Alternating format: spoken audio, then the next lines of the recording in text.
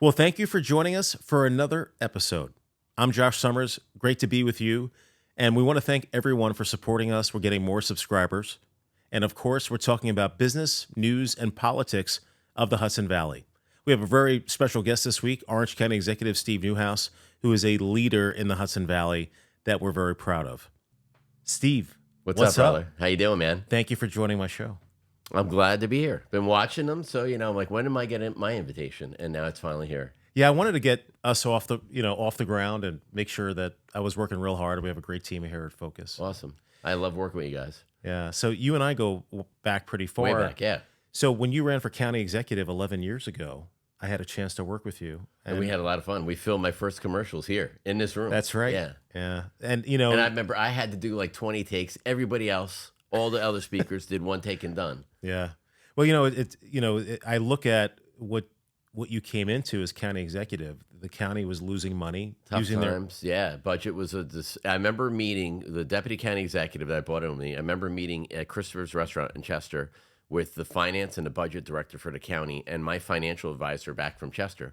And they're like, here's the deal. You're either going to do massive layoffs, major tax hike, or cutting services catastrophically. So we have now turned the corner over the years. Great relationship with the legislature, Republican, Democrat. They vote 21-0 most of the time for my budgets. We work very close together, which I'm happy. Because when you see Washington and Albany, it's not like that. And we have so much good stuff going on here. This is a great job, I'm telling you. It's just a wonderful opportunity to be the county exec. I've watched very closely how you've dealt with major issues. So here, besides being away in the military, which we want to touch on, COVID happened, and under your leadership, you had your weekly video cast. Yeah. And you were, in my opinion, a great communicator, telling people what's next, and here's how we're going to get PPE, to make sure everyone's safe.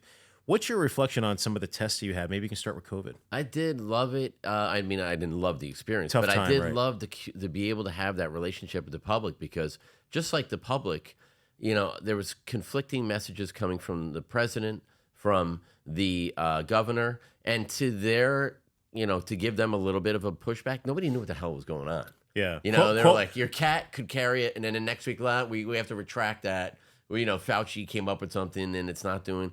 So there was a lot of unknowns. And I think me just telling the public, here's what I know, guys. I had 20 people die today. Here's where they were from. Here's their age. Here's their health condition. Here's where we're going to be able to distribute the small amount of materials. We have 5% to give out, and I know 95% are going to be left without it. So, but I was, honest and factual with them, and I tried to give them what I knew, to try to at least tell them where we're. Some news was not good news. Yeah. Some news was not like, guys, we're heading into a storm. We're not. I wasn't trying to blow smoke up their backsides or show them some fictitious rainbows. Yeah, I think if people look back at your role as county executive, that was certainly a moment where you had an opportunity to either show leadership or get in the fetal position. Yeah, absolutely. And I think the military, that's really where my background comes in with that, because we have this thing like, there is no one else. We have these sayings like, there is no other team, Josh. Mm-hmm. Here's your mission. If you can't do it, we're screwed. There's nobody else. There is no B team. There's nobody else studying to try to do this in case you fail. I told one of your colleagues it was almost like a military operation. Yeah. And we worked.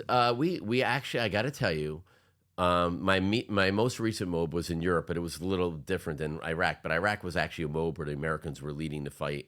My men and women that I serve with, I talk to them almost daily. Mm. They wish they were back there. They wish they were back there. Why am I saying that? Because the people that work with me in COVID, there's not a week that goes by that wishes they could go back. It was an experience, very sad, very trying, but they felt that they were part of something bigger than them. And there's value to that. So the 350 nurses and stuff that work with me on a regular basis, security, we had our probation officers doing security, all those people serving food, you name it.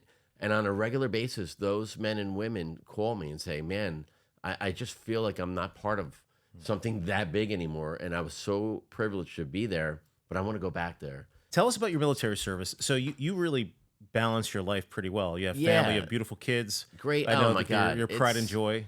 one of the things I did about 2 or 3 months ago, I Hmm. was going through. I forgot what the hell was going on, and I printed up 3 pictures of my 4 kids, and Hmm. I put them up on my odometer. I like to drive. I don't like having fancy drivers and Hmm. hiring like a I don't security mind that, detail. by the way. Yeah, but I just I mentally like to do that. I like to drive. I have music on. Hmm. I think I got a Spotify account now, so I'm so excited about it. The last couple of Right. months, I've been picking my own music, not waiting to hear a crappy song that you don't like to hear. So, my kids, I put them on the radio picture and on my dashboard for the car. Like people that get in my car, like, what is going on with you? I'm like, every day I want to be reflected and reminded what it all matters for. Because as a parent, you know So, that. so Like one your of the whole life is about your kids now. one of the things that you talked about when you ran for county executive first was, is there a future for our kids in Yeah. Orange County? And that seemed to resonate with a lot of voters. 'Cause one of the things I always say is we export our greatest resource.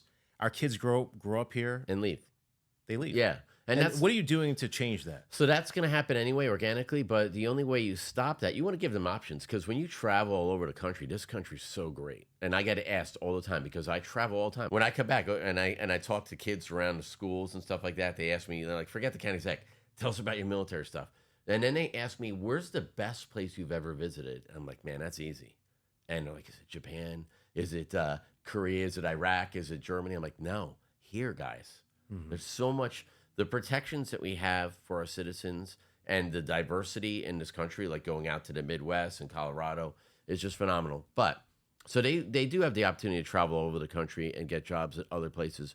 But we need to be able to offer them. A lot of people, their families here, and you want to stay here. I grew up here. I'm born and raised.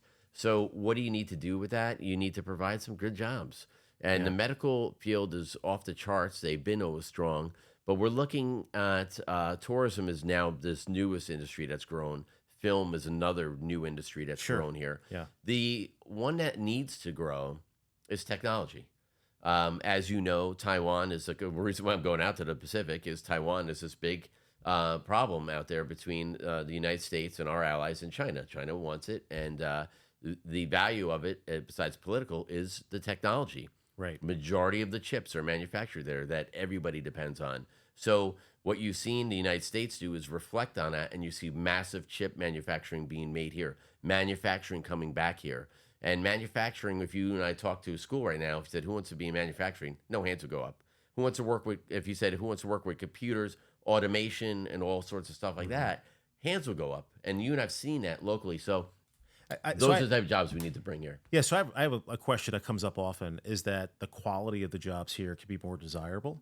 And how do you transition from warehousing, manufacturing, distribution, et cetera, to these higher quality jobs? And maybe there's not a quick answer to that. It's a good question, and it's a great answer because you see these big economic engines in the county like Walk Hill, Wawayanda, saying, you know what, we've had enough warehouses. And warehouses are great and they're automated now, but we've had enough.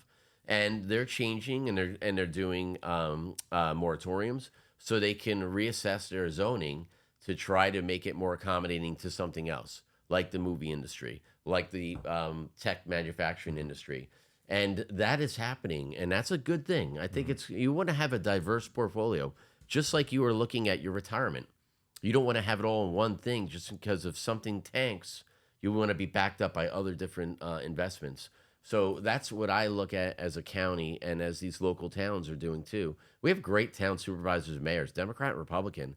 I meet very regularly with them. We work very close, and they were my partners during COVID as well. Yeah, one of the things that I think many people think is you're less partisan than some other past county executives. Yeah. How do you The find reason that why I look balance? at it is like, and again, it might be that my military thing. Like, I don't get to pick my team. I'm like, who are these 18 folks? Oh my God! Like, it's just like when you first impression sometimes, and but then I'm like, I can't do anything with it. The military says, hey, Steve, I was lieutenant commander. Like, good luck, dude. Don't complain to us if you don't like these people. How do you reach across the aisle dealing with it with like a Democratic mayor and kind of bring people together? 'Cause Once there's a lot of election day is over, I call them and they call me. We meet for the first time. Here's the deal. I'm not going anywhere. You're not going anywhere. We need to work together, and that's really I can't tell you of anybody that I absolutely despise working with. Some are better than others. Some are more active than others because many of these guys or gals have other jobs, and I get that, and they're not as busy. But So as a Republican, you're looking at Albany. So the governor, the assembly, and the state senate, all Democrat. all blue. Yeah. And how do you find ways to collaborate with them and find commonality, We particularly do. with the governor's office? We do. It's challenging. So look, I'm the incoming president of the Association of County Execs in New York State. I can't come in there and walk in there with a Republican flag with me. We need to be able to get things done. So Sure. I don't like a lot of things they do. They might not like a lot of things we do here in Orange County. We're very different. Every county is different. The state has 62 counties. But I need to have that relationship. We've had very partisan leaders in the county exec's position in this association, and what it's done is shut all the doors. Right. Every door's been shut. You wouldn't be able to talk with the governor. You wouldn't be able to talk with the Senate leader. You wouldn't be able to talk with the assembly leader. I can't do that. I need to be able to represent my organization, my county, as well as all the other counties in New York State, in a way that we have the door open. And again, like you'll have some very controversial things. And I don't think a lot of things that have come out of Albany in the last couple of years have been good at all for the state. But the county is basically doing a course correction based on their mistakes. So it could be a lot worse. So I need to continue to advocate and push back on this. Yeah. So why don't we, speaking of controversial issues, why don't we Yeah. talk about immigration? And Yeah. very briefly, you were either one of the few or the only county that sued to have New York City not have the opportunity to send immigrants here. And, there's a variety of opinions on it. And you have the whole shit show of the Newburgh Hotel where there was, where there was misinformation. Yeah, oh, God. And Assemblyman Marr, had good intentions and they fell on the sword when maybe the other organization wasn't vetted enough. And he's been a real authentic person on this thing. So what's your take on the whole immigration matter? So to me, it's a self-inflicted problem that the federal government really has been jockeying with for the last couple presidents, and now the border's porous. I'm a military guy. You got to have a secure border. My parents are both immigrants. This country is strong because of our immigrants, and we need more of them. We need more of them. And right now, yesterday's unemployment numbers in Orange County, 2.4%. Basically zero. Right. And I know people listening, well, some people stopped or gave up. I only care about people I have to pay unemployment for. If that number is historically the lowest, 2.4%, we need more. But we need to know who they are. Right now, the folks that were sent from New York City, we have no names, no backgrounds, no paperwork on them. And the city of New York is suing us to not give that. One of the reasons why the judge sided with Orange County was because they were not forthcoming with the information. Once they do that, I have to give everybody, just so everybody listening out there, the tens of thousands of people that have come in here and are coming in here are not going back. They will be U.S. citizens. I don't care if Trump wins, Biden wins, DeSantis wins, whoever, they will be U.S. citizens. They are not going back. How do you find the balance? Because, the United States was built on immigrants, and it's just a very different time now. And where do you see us 10 years from now? I think we're going to be in a great shape. At the end of the day, my friend Gus Scacco, who you're friends with too, this is the best house on a bad block, right? Mm-hmm. This is our country. Right. It is a shit show in Europe. Okay, right. I was there with 100,000 U.S. troops last year when the Russians invaded. They had no clue how to defend themselves. These are archaic weapons. None of them have combat experience. Mm-hmm. Iraq and Afghanistan, the U.S. was shouldering most of the burden. A lot of our allies, which we need, were staying back on the base. They were not allowed to go out into the field. They were not allowed to engage. They were there. So the U.S. had to send 100,000 troops there to back up the Europe and support the Ukrainians. So when I travel around the world, I'm going to go to Japan in a week. They will have the third largest military in the world in the next year or two. Third largest military. They were wiped out by us in 1945. Mm-hmm. Just a very changing world where we are right now. So I see us as great opportunities. One of the best things we have besides our country, the diverse citizenship, is the Atlantic and Pacific Ocean. Mm-hmm. Those giant oceans separate us from the shit shows in Europe, in the Middle East, in Africa, Mm-hmm. there's really not one country in Africa that is an A+ rating right now. They are all at risk. So we are lucky to have that protection. Obviously, you can't necessarily speak about everything. Yeah. What's the tone of the military, national international affairs? Are things pretty tense now? China and tense. Russia. There's certainly some potential collaboration. There's some friendships, and there seems to be an undertone of we should be on high alert or soon. That the tensions are there, and I know you have a significant role in the military. What does it feel like to be in the military and to see? It's a very tense role. My last job before this. Tell us what you do, by the way, because so right now I am the Assistant Inspector General for the Navy. That started February 1st. And I go and I basically represent the Secretary of Navy and the Department of Defense and look at bases and respond to accusations, serious accusations. And I come back and write a report and say, these guys need help or they're not operational. And we have a lot of troops now in the Pacific, about a huge amount of troops, probably the biggest area now because of the heightened alert between China. And we have so many instances where a Chinese vessel will get close to one of ours or one of their planes. You had the it's tense, balloon, right? Yeah. So you have one pilot that has a sticky itchy trigger finger, and you have an international incident. Right. Do I think that we're going to go to war in the next couple of years? I hope not. But we need to be prepared for that anyway. We have to. And I worry about your kids and my kids and the people listening, their future. We need to have some good leaders out there, Republican or Democrat, I don't care who the hell they are, but they need to be defusing and de-escalating these situations and reducing the temperature in the room and not make it a self-fulfilling prophecy that we have to go to war, because it doesn't work for anybody. So I wanted to ask you, so you've been very successful attracting jobs. When you first ran, you said when I do 5,000 jobs. Was it 500,000 jobs? 5,000 jobs in 500 days or and whatever. And we blew it out of the water, yeah. So you have market conditions, you have an aggressive economic development plan, and you've been working very hard, for the last 8 years, saying that we're open for business. One of the questions I have is there's an environment in the Hudson Valley. We saw this on Legoland. Full disclosure, I was a consultant on that project. You were on ground floor with me. And we see organized opposition for significant economic development projects. What do you attribute that to? So, look, there's always opposition to it. And, when I talked to the Legoland folks about it back in the day, they're like, oh, we had opposition in Germany. We had opposition in California. We had opposition in Florida when they bought the old Cypress Garden site. So there's always a lot of, and by the way, the residents have a right to know what the hell's going on in their community. They have a right to vet it. And if traffic is an issue, and it needs to be addressed by the applicant and the local town, and or it should not happen. But that's a really great point. Absolutely. So I think a lot of times when you're in the media industry, and that initial first date means everything. Yeah. You roll this project out and it's limping along, and you don't have a lot of questions, and the people are pissed off.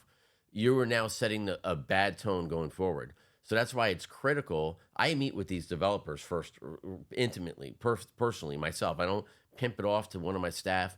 And I tell them, look, dude, you're going to have a problem with this, or you're going to have a problem with that. If you don't if you don't address this, you're wasting your time and my time and the public's time. So that first date means a lot. And there's always going to be controversy. I went to see Kershaw Construction across the river, Dutchess County. We worked for them too. Yeah. Beautiful development they built. Eastdale Village. Unbelievable. Yeah. But, again, until, even people that were against Legoland, it was either going to be a giant housing development. Where's the traffic? Yeah. They did a nice job with that. But people have come back and said, you know what, it's not that bad. Yeah. I thought I thought it was, so we have a duty to tell the public, to be honest with them. Like you said, like during COVID, we basically gave them the story of where the facts were. Same thing with this. So, and you look at these projects, for example, one of the things we're working on is the Woodbury Common expansion, the redevelopment there. Over 4,000 jobs there. 4,000 jobs. And during the high season, there's 5,000, and they're adding another amount of significant jobs. And every check for sales tax, and again, I'm a story stealer, so just tell me shut up. Every check that's written in sales tax that's generated from there goes to every community in the county. We have the most lucrative sales tax sharing agreement. Well, that's a voluntary thing at the county side.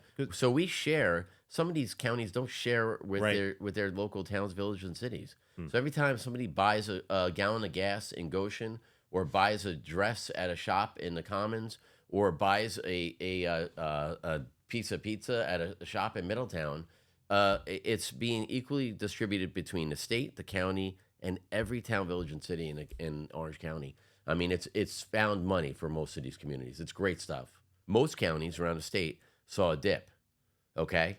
And now you didn't have the summer or the fall, which are big high spending areas. The summer for traveling and the fall for getting ready for all the different holidays. We are still up above. Mhm. So again, those are all good indicators. And how about the occupancy tax? The bed tax in Orange County is. And Off full the- disclosure, we do work for Orange County Tourism. Yeah. But you've seen positive growth, and now with the addition of Legoland and all the new hotels, tourism is booming. Amanda Booming, Dane and yeah. her team are doing a great job. What are your thoughts about tourism and where it's headed? So just going back to the occupancy tax, the money we generate from that were used to pay for all our tourism. We just did a flyer to hit everybody's mailboxes yesterday, and it talks about the great summer coming up. We will have the best air show that we've ever had this year. It's going to be off the charts. U.S. Navy, best fighter demo team, the Blue Angels. We just announced the A-10 tank buster, F-15, Red Bull, West Point to incorporate our local family. We have a C-17 coming to do a demo. So it's going to be great. It's a graduation weekend. I have most of the schools in the county are asking me how we can arrange an F-18 Blue Angels flyover. But they're like, it's got to be at the exact... Minnesink High School's priority, okay? Yeah, My all right. daughter's graduating. But they have, they're like right at the exact minute, but that's all dependent on weather and stuff like that. But we're going to do some cool stuff this year.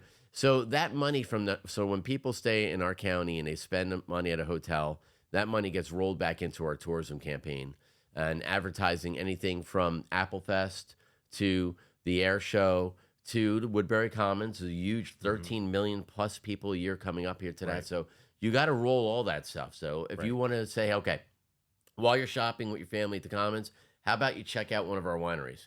Hey, while you're at Angry Orchard, why don't you come and check out Storm King Art Center? Or hey, West Point, all these great opportunities and great places. So you have a podcast, Newcast. You want to tell us about that? Yeah, so I bring in like a local resident or a business owner, and we kind of talk about what's going on. I started a thing called Citizen in a Month years ago because there's so much negativity out there. And we honor like a guy or a gal or a kid or whatever that's doing something great in our community.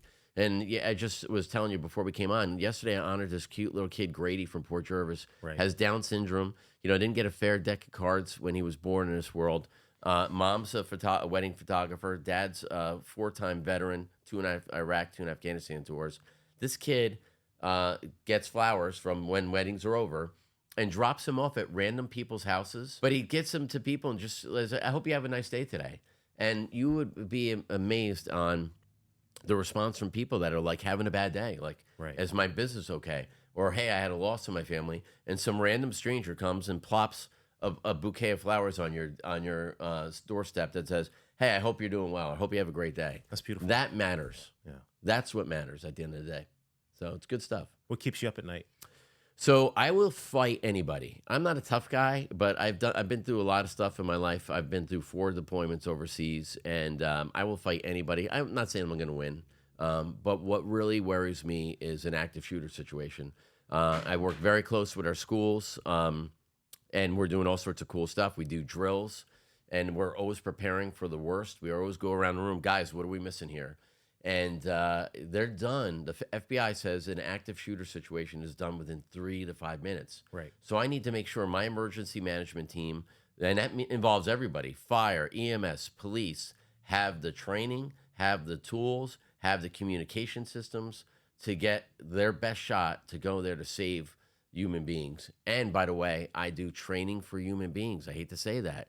Run, hide, fight. What the hell does that mean? Right. I have school teachers saying, look, I'm not a platoon commander. I teach at elementary school. I'm scared. What the hell does that mean? Right. So we go and I offer it. If you're listening right now, we offer you training.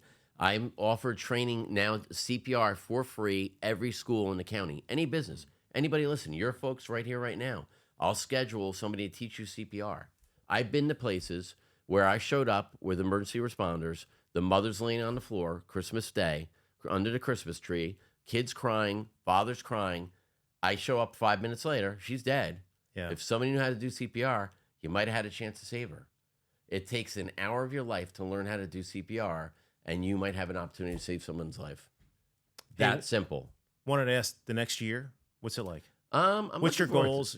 I'm looking forward to it. We got a lot of businesses we're meeting with. And it's again, and like you and I were talking like earlier on when I took over. There was things were really in rough shape, and we were begging any company to come here, whatever. Right. If you make shit sandwiches, sounds great. Let's do this.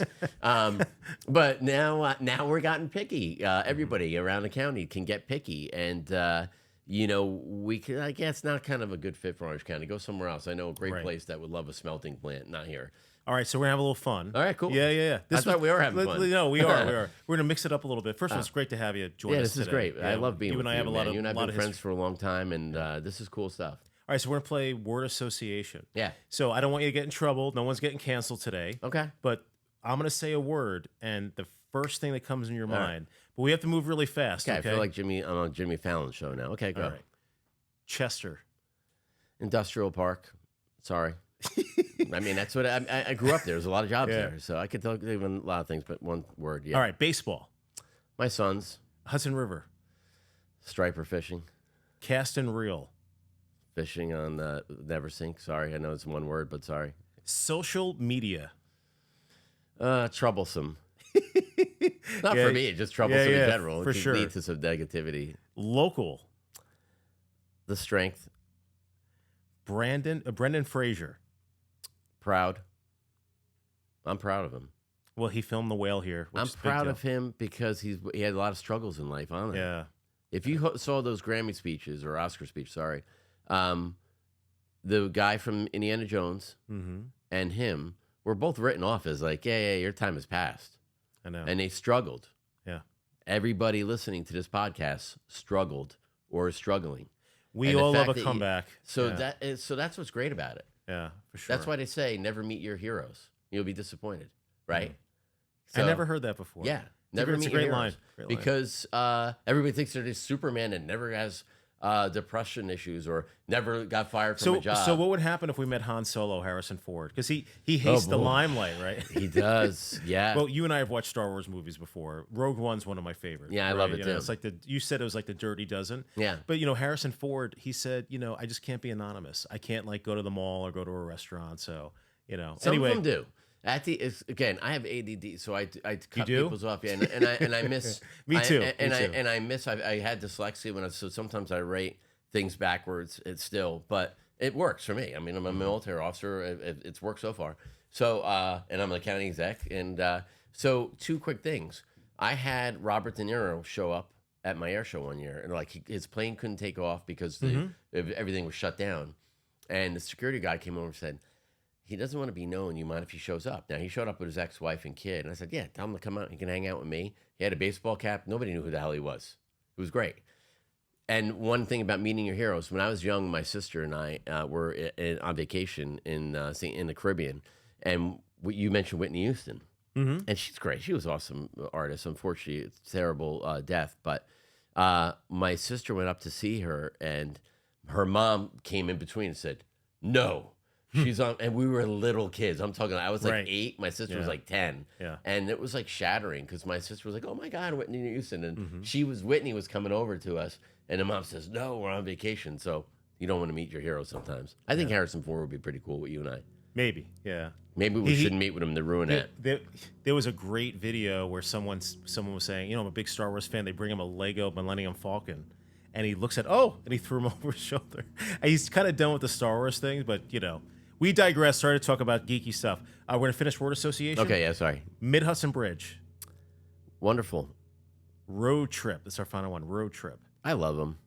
Yeah. I do. What's your favorite road trip you ever did? You're in the military all the time. I used to drive every day, every week, every month for 7 hours each way to Virginia. That's like the biggest Navy base on the East Coast. So I would drive there, and I didn't mind it. I would talk to my business, do business on the phone. I'd do a book on CD, and it was kind of my time. That's why, I have a car. Everybody's like, you're the county executive. You need a security detail. I'm like, what? I could protect myself. If I'm going somewhere, I might have some people with me, but I like to drive. Mhm. And now they think that my people are petrified to drive me. It's like I'm in a bank robbery. But You have lights on your car, which is really awesome. I do because I stop. I've been in more incidents than you can shake a stick at. I mean, I brought a guy back to life from Narcan. Yeah. The state police and I are I show up to these scenes. You don't want a guy that's like, I'm not going to be like Chris Christie or, these other governors, Democrat or Republican, and they're entitled, by the way, to go on vacation. But you need to be there if there's an emergency. And Sure. time matters. And we had that recent close call in Pine Bush recently, and within minutes there was like 100 police cars, and you need that, and it's got to be controlled, it's got to be organized, but that's why I take it very seriously. I have I can do basic surgery in my car. I learned this in the military on how to save somebody. If you lose your leg, I can save you. It's not going to look pretty, but I could keep you alive until the professionals get there. And more people, if they knew how to do that, you'd be able to save people's lives. Your greatest, your personal greatest moment as county executive, or your proudest moment. What would be one of the things that you'll look back on 20 years from now and say, I was really happy I was there, or something I remember to date? I'd have to say two of my proudest moments, if I left tomorrow, if I died tomorrow in Orange County as executive, is balancing the budget, because it impacts everybody. I have the lowest taxes since the 60s. That impacts every family, every business. But on a regular basis, I'll tell people like you and other people that were part of that key core team when Legoland was kicking the tires here, and I walked through the park, Dominic Cardisco, I say, your legacy, dude, or my legacy, one of them is going to be this park. And it brings joy. I'm telling you, I know you know this because you're intimately involved, but the people listening, the Make-A-Wish Foundation, the veterans that have their parents killed in Iraq or Afghanistan, that Stephanie over at Legoland takes care of and rolls out the red carpet, Merlin's magic wand, transformational to kids' lives. And one last thing on that, and I know we were like doing free commercials for Legoland. I have 150 inner city kids from city of Newburgh that work at Legoland, and 120 from Middletown.